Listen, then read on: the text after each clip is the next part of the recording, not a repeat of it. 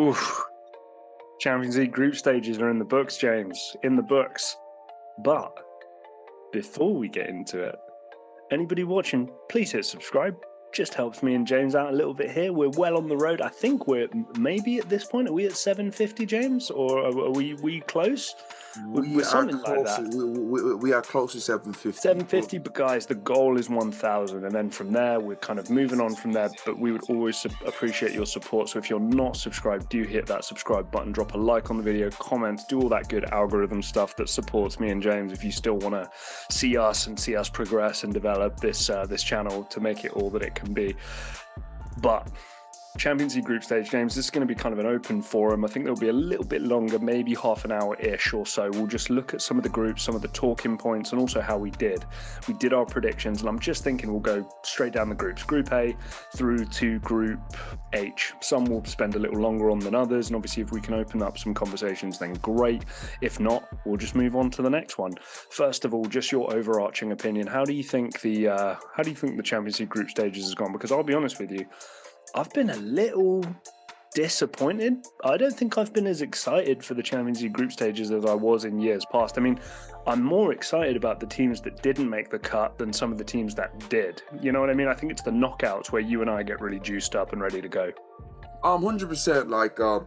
That does make a difference how Champions League didn't feel the same juice. But, Jack, you look at the Champions League as a whole, they gave us a lot of shocks, a lot of predictions we had. I guarantee we didn't see happen. As we're going to mention a team like Napoli, for instance, we didn't see this coming from them, like Benfica, as we're going to get into. So there were a lot of shocks, in the Champions League this year. But you're right. As an overall spectacle, I wasn't like in awe of you. You've had other years where, you've had last minute drama and all that sort of stuff. It didn't really take it. The fifth and sixth game wasn't that much jeopardy as others. Right. Yeah, no, you're absolutely right. So I guess let's get into it straight away. We'll start with Group A. You just mentioned the team there. Probably the standout, I would say, potentially the standout performer of the whole Champions League group stage in terms of exceeding expectations for sure. Napoli and Liverpool both end on 15 points. Those are the two teams that go through. But with that slight goal differential going in Napoli's favour, Napoli go through top. James, we both had Liverpool and Napoli going through. So big pats on the back for us. We're 2 for 2, 100% straight out the gate. We love to see that. Did I have Napoli going through? Yeah, you and I we both had Liverpool and Napoli going through. We both had Liverpool going through top, but we still got the right two teams going through, so we still got the point on that one. But again, I think you kind of touched on it. I mean, how impressive has this Napoli team been? Because Liverpool, 15 points out of the group is pretty good going. There's not really too much more you can ask for from that standpoint. So, how much did Napoli stand out? I mean, I see them, most weeks in Serie A. I'm keeping up to date with them. Obviously, I'm watching them beat Roma a couple of weeks ago as well. How impressed have you been with this Napoli team? Jack, ridiculous what they've been able to do. Are they still unbeaten in Serie A, Jack? Ooh, I'm gonna say yes, but let me double check because I don't want to misspeak. We did our predictions video recently, and I remember making a point about Ivan Toney, and he wasn't even playing, so I need to double check myself here. They're still unbeaten, 10 wins, 2 draws. But you look at it, their first loss came the final game of the season where they're already top. And let's be truthfully honest, it took an absolute miracle and battering for Liverpool for them not to finish top. So It's almost like it was a little bit, the final game was almost meaningless in a way to them. But what they've been able to do is just incredible. They got a striker like Osimhen's, the wide player who I totally forgot his name. I can't remember how you guys pronounce it. I know you can. I know you guys are going to be able to pronounce it. It's a right winger's name. Hopefully Jack can help me out here. But he has been an absolute star. If we can grab his name, Jack, can we just get his name? I'm not going to try the pronunciation either. But Kvara, right? Kvicha, Kvara, yeah. Listen, the Georgian, that's what we'll call him. We'll call him the Georgian. Kvicha Kvara, the Georgian.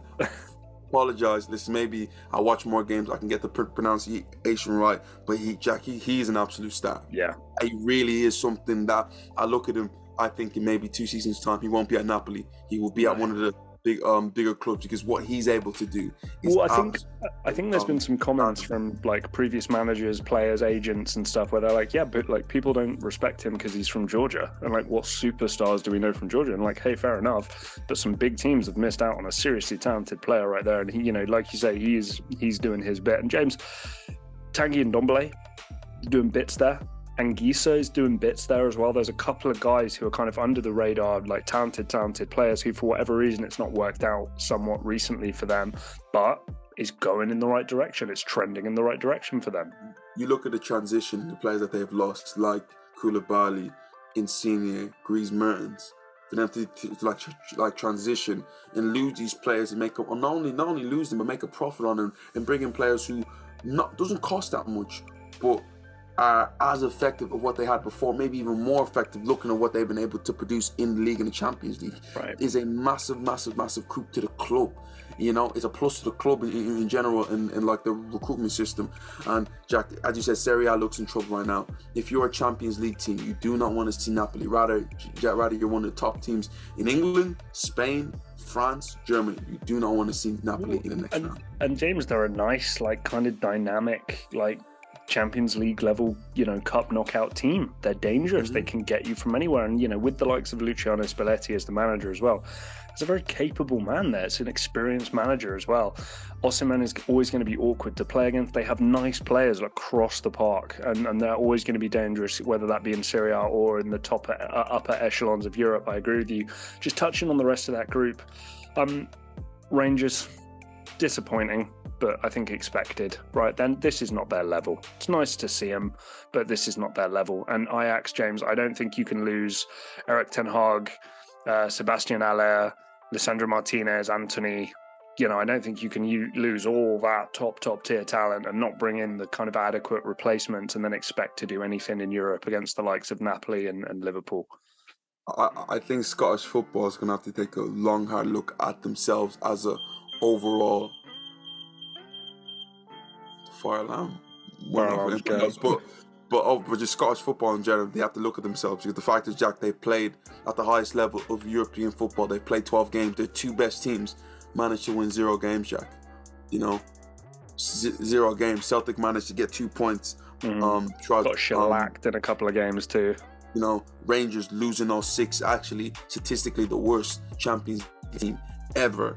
Oof. You're looking at it thinking, what's going on with that league? It just can't be going on with the same thing every single year. Rangers, Celtic, something needs to give, you know, because this is poor. You know, that they work so hard to get Champions League place and realize, they're not at that level. Well, James, a kind of a strong start from us. We called the right 2 teams. I think it was kind of chalk at that point. We picked the 2 favourite teams to go through, so I don't think we're patting ourselves on the back too much there. Moving on to Group B, though, we both had Porto going through. That's great. But James, we had Atletico Madrid, both of us kind of letting the side down there, finishing bottom of the group. What went wrong for Atletico Madrid? Because James, game week 1, they beat Porto, who ended up being the team number 1. So losing to Bayer Leverkusen, losing to Bruges, drawing with Bruges, drawing with Leverkusen, losing to Porto. Well, you know, where did it go wrong for this Atletico Madrid team in Group B? I just feel like it's just one of these weird seasons where everything going on, where the Antoine Griezmann stuff, you know, the João Felix, like even Diego Simeone, what's gonna happen with him? Is he evolving as a coach? At a certain point, it's gonna catch up with you. You know, you just can't keep on going to the same well, trying the same thing. Something kind of has to give at a certain point, and I don't think it's us. Like we got it wrong because we thought Atletico Madrid we're going to finish top of that group, but I think it's more on Atletico Madrid and where they're at right now as a football club. 2 years ago, Jack, they were the best team in Spain. Now You're thinking, they can't even compete with the best in Europe anymore, Jack. You know, which is very, very strange. This team are going to have to take a long look at themselves. And to me, a player like João Felix, he has to, like, what's going to happen with me? I don't want to waste, like, my career here, you know? he needs to move on. I think that's for sure. I had Porto through top. You had Atletico in top. I had Atletico Madrid in second. You had Porto in second. So we each get a point from there. So James, 3 out of 4 correct so far from us. We need to do bonus points, because if you had Porto top, you should be getting bonus points for that. Okay, we'll start maybe adding that in for the well, I guess we can't now for the knockouts, but anyway, maybe next season. Bruges. Obviously, I don't want to dwell on it too much because obviously we've got way more kind of groups to get through here. But impressed with them at all? I mean, I'm looking at goals for 7, goals against 4. It wasn't the most dominant display. I give them a lot of credit for making it through to the knockouts. But I mean, Club Bruges, any sort of a threat going forward in this competition? Do you think any team is going to look at them and be like, oof, like Napoli? Hats off to them. And what they've been able to achieve. But if you're an English team, if you're a Spanish team, if you're even another German team like a Bayern Munich, you'd want a club, you want to face a Club Bruges. But again, hats off to them, Jack. They got 11 points. 11 points in any Champions League group, 9 times out of 10 should be good enough to qualify. What I will say, of those 7 goals scored, 4 of them were scored in one game against Porto. So if you actually think about it, across the 5 games, they've only scored 3 goals for the rest of the thing. So again, I'm not putting any faith really in Club Bruges, but they're punching way above, and that they'll be delighted they're through to the knockouts there in Group B. Obviously, nothing really to comment on with Bayer Leverkusen. I think they finished where we expected. James, Group C, an interesting group. You and I were both the exact same on this one. We both had Bayern going through top. We had the toss-up between Barcelona and Inter Milan. We both went with Barcelona. Barcelona, who finished 3rd in this group. Bayern Munich, 18 points, played 6, won 6, 18 goals for, an average of 3 goals a game, 2 goals conceded, dominated this group, dominated it. Inter Milan, solid, but I think the main talking point here is Barcelona. Where did it go wrong for you with Barcelona? Victoria Pilsen, sorry, minus 19 goal difference, lost all 6 games. I'm not going to give you too much airtime here, but where did it all go wrong for Barcelona, James? I feel like, careful. I feel the biggest thing for Barcelona to me was margins. There's a lot of margins. There's a lot of margins in football. And I take it back to the first game against Bayern Munich, where away from home, where you got your top man Lewandowski has some huge big chances to score. He doesn't take it, and then it goes, Bayern Munich get that chance and it flattens Barcelona, and it goes from there where there's more missed chances. It's very much margins. The biggest game to me was the first game at the San Siro against Inter Milan. The 1-0.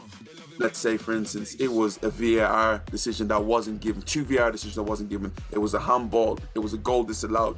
You switch these moments there, Jack. That's a 3-point swing that kind of changes the complexion of the last 3 games for Barcelona, where the final game they're not having to stretch as much to find the winner. Yes, it's margins, but the fact of the matter is, Jack, losing 2 games to Bayern Munich, you're failing to capitalize in these big games. It is a worry with all that star power you have there. There's something going on. I don't think there's anything wrong with losing both games to Bayern Munich. Bayern Munich are a well-oiled machine, a good team. Barcelona are a team in transition, lots of new faces, new manager, kind of somewhat of an inexperienced manager, experienced in football but not experienced in football management. James, they came, they lost out on second place by 3 points. And that was the gap with that one game that they lost to Inter Milan. Apart from that, it was basically the same across the board for them. So that's the main one. But again, I agree with what you've said there. At home, you're trying to at least draw against Bayern Munich. You've got to do something. Again, great for the Europa League. I love that for the Europa League. James, I don't know what Arsenal's chances are of the Europa League this year with Barcelona entering in there. I think they probably just got a little bit worse. But yes, I think you and I, we rode with the wrong horse there. Bayern Munich will be a threat until the very end of this competition, I have no doubt. Inter Milan, they're going to be a tough opponent, but I'll be honest with you, I don't think Inter Milan make the semis or anything further than that. I wasn't that impressed with Inter Milan, but fair play to them for going through. I'm going to big up Bayern Munich, Jack. In the last 3 consecutive seasons, Jack, they've won all the group stage games. Do you know how impressive that is? 18 straight wins in a group stage. Maybe that doesn't translate always towards winning the whole competition, but Jack, the dominance that they've shown is absolutely ridiculous. Yeah, absolutely. No, I'm with you on that. So, James, we between these three, we're 4-2, each of us, 4 correct, with teams going through 2 wrong for us on that one there. Moving on to Group D. Patting myself on the back here. Spurs first, Eintracht Frankfurt second. I got both of these right, James. You did back Spurs to go first. You backed Marseille in at second in a group that was incredibly competitive. I think, to be fair, as we predicted. James, Tottenham goal difference +2 over 6 games. Second place, third place, -1 goal difference over 6 games. Marseille, who finished bottom of this group, 0 goal difference. So they had a better goal difference than the 2 teams who finished above them. So it was an incredibly close one. Spurs did not, I think, cover themselves in glory here across the board. Lots of close things here. What did you make of this group here? I mean, were you disappointed in how Marseille fared, or is this something you could have seen happen?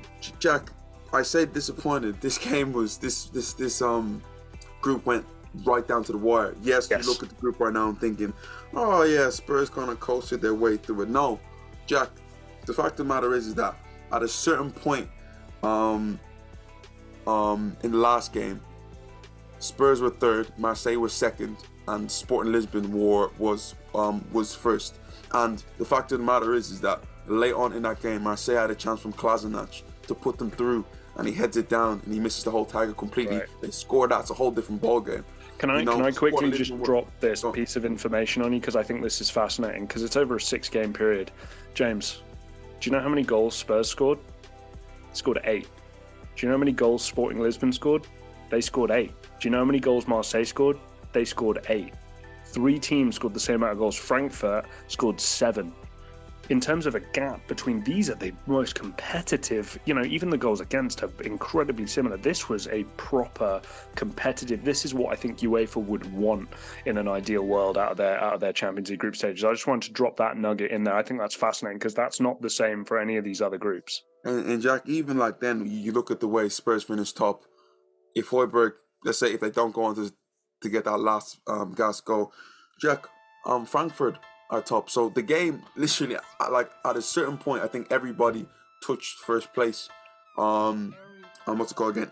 In that group in the final game, which is absolutely crazy. But the margins is, it was easily by far the most entertaining group. Spurs absolutely frustrating how they can be at one point against Sporting Lisbon. They're 1-0 down, being outplayed. Probably should have lost the game and end up coming back. The late goal that was disallowed, all that sort of stuff there. Even the game against Marseille, Jack, the first half, all Marseille, you're thinking like, what is this? If Marseille really put their foot on the gas, they can kill Tottenham. Son goes off. You're thinking, they're in serious trouble. Fair play, Tottenham. The biggest thing I'll give to them, Jack, I mentioned the word bottle, and yes, the bottle gene will never leave them, but they did show a lot of character to come back in each one of these games. So fair play to them for that. Well, and James, again, I think we're mirroring Premier League form here a little bit. They're top of the group. They're through. They're going to have an easier draw, supposedly, for the next round of games. You go, oh, great, same. Premier League's kind of the same deal. They're in a good spot to propel themselves to a title challenge. I think fat chance at this point, but still, maybe a title challenge. But top 4, they're looking really good for. But at no point, I think, if you and I sat down and chatted and gone, wow, this Spurs team are looking really good. These are really dangerous right till the end of... It's not that kind of feel, that kind of vibe. And James, I'll be honest with you, for you to pick the team that finished like last in the group to still go through, this is the closest, this Marseille could have easily gone through in this group. I don't think there's any harm in that whatsoever. I do sneak a lead on you here. As much as I sneak a lead on you here in Group D, James, you claw it right back in Group E. We both have Chelsea going through. Of course we do. That was kind of the low-hanging fruit. I had a little bit of a risk. I did go for Red Bull Salzburg. I thought that winning mentality from the Austrian Bundesliga would kind of carry them through. James, you did go with Milan there in the end. Chelsea going through, Milan going through. Chelsea relatively convincing. I mean, obviously they lost that first game to Dinamo Zagreb, and we wondered, right, what the hell's going on here? But they've recovered, top of the group, and we know what Chelsea are like in this competition. It may not be pretty, but they can get it done. We've seen that before. Yeah, I think Chelsea failing to win the first 2 games, you questioned it a little bit, but won the last 4 and felt comfortable to a certain point, especially in the 2 games against AC Milan, where there was almost the ones where whoever wins that it was going to finish top of the group. Right. And they were comfortable in the first leg, and obviously having a man sent off or having Tomori sent off kind of made it comfortable at the San Siro with Chelsea. But after them first two games, they kind of sailed through. And the exact same thing with AC Milan, where it's not like it's you're worried, but they just kind of sailed through the group. The resistance wasn't crazy, so yeah. No, look, I'm with you, and I think it really benefited Chelsea having that back to back. You know, playing, winning 3-0, then having to play them again, and just having that mental dominance aspect. Hey, look, we kind of made you guys look a bit silly last time, and then there's the 2-0 win to follow up, and that's what ended up kind of winning them this group. Yeah, look, Milan, you know, still going somewhat strong in Serie A, and you know, they have some serious players, which especially if they can keep hold of and add to going forward, you know, maybe not for this season, but seasons going forward, there can be a real, you know, semblance of a football team there. The likes of a Theo Hernandez, the likes of a Rafael Leao, etc. There's talented guys like, you know, Fikayo Tomori and Benacer and Sandro Tonali and these kinds of guys. But I think that Milan are still struggling to get this dominance and this respect factor back that they once had. I mean, James, we're getting on to like 17, 20 years ago now that we were talking about Milan like we want to be talking about them. So credit where credit's due for them. Even though they lost those two games back to back, they were still able to hold it out against a slightly weaker Salzburg and Dinamo Zagreb teams. On Salzburg, I went with the idea that, you know, guys, this is a team that wins most weeks, right? This is a team that comes in and they win every week, and you can try and keep that consistency going no matter who you play. It's not really happened. I'm not overly surprised. I'm not going to kind of criticize myself too much for picking them. I don't know if Milan had it in them. James, moving on to Group F, Real Madrid's group. This is certainly my pick to win the whole thing. They're not the bookies' favourite, but they're going to be my favourite until they give me a reason not to be the favourite. I mean, this is Real Madrid we're talking about. I did have Leipzig going through, who did end up going through second. You did go for the Shakhtar Donetsk pick there. I mean, James, Leipzig kept it pretty close with Real Madrid. Real Madrid 13 points, Leipzig 12 points. How impressed were you with RB Leipzig, and do you think Real Madrid did enough to kind of come across as dominating the group like they did? I feel Real Madrid won the first, I think, the first 4 games, they won 3 out of the 4, and they were already true. You know, it was more of a thing coming into the 5th game. It was like, oh, can they secure 4th spot? The fact that Benzema's been in and out this year, it was a bit lost. End up losing 3-2 there, but even then, like, coming away from home, I mean, going at home against Celtic, you would think, listen, they were in no danger, and they weren't really in danger. Jack went to the Bernabeu, won 5-1. So it looks close, but when you actually break down and like look at the picture, Real Madrid were comfortable throughout the whole thing. Fair play to RB Leipzig, to be fair, and they're going to be one of them teams that you're going to look at and be like, not everybody's is going to want to come, is going to want to play against them, and the fact that Timo Werner might be a downside to them, but hopefully after the World Cup and everything happens there, he might be fit, but they're definitely going to be a tough out for any team. Absolutely. I do gain 1 point back on you there, James. 9-8 at the moment with Group F and how we picked our games there. However, James, we have the exact same choice for the next group. We're down into Group G. We both picked Man City to go through top. Shocker. We both picked Sevilla, though, to come through in second, and that was kind of held hostage by Borussia Dortmund. Man City's the team who I really do want to talk about here. These are the favourites by a lot of people to win this competition this year. Do you get that vibe? Because I still don't. I don't. Yes, a very, very dominant team, but let's see what it's like. As you said, when you get to the knockout stage, it's margins, it's moments. Yes, they brought in an amazing equalizer like Erling Haaland, but I haven't seen him in these sort of moments now. These sort of big semi-final, quarter-final moments. So it might be a difficult thing for him adapting to this stage where it was big before, but now it gets bigger and even bigger for him, where If you don't, like, let's say, perform at a quarter-final, semi-final stage, you're out. But Man City overall, one, like, you look at this league table, Jack, dominant. Yes, I get it that they drawn 2 games, but it was 2 games where it was a missed penalty by Riyad Mahrez, a boring hair there. Like, they were through in the first 4 games. So yeah, exactly. Man City kind of made it. And I think that needs to be, that kind of needs to be acknowledged. There are some teams who have focuses elsewhere, and credit where credit's due. I do want to just ask you very quickly on Dortmund. You and I both missed out on picking them. We've seen this Dortmund team, okay, it's quite a while ago now, but we've seen them be a threat later in this European competition. Any risk of that happening with these guys, do you think? I don't know. Yes, Dortmund are always going to produce, but as you said, just like Ajax, when you keep on getting knocked back the way they've been losing players, and they're probably going to lose Jude Bellingham too, it's hard. In fact, that they invested a lot of money in a player like Sebastian Haller, and we know what happened to him. Got to make sure he's fine. But just a lot going for them. Yes, they're going to be a team that people don't want to come across, but it doesn't come off of that Borussia Dortmund. Fact that teams playing, okay, cool. Yeah, we can deal with you. Right. James, moving on to the final group, and to a certain extent, maybe the biggest shock, especially in terms of performances here. Now, this is where I separate myself a little bit from you here. I got both the teams. I picked PSG, I picked Benfica. James, you picked PSV, you picked Juventus. Juventus, 3 points. I'm pretty sure, I'm going to check it here, but I'm pretty sure the only win was against Maccabi Haifa. Let me just double check that. Yeah, it was. That only win was at home against Maccabi Haifa in a 3-1 game.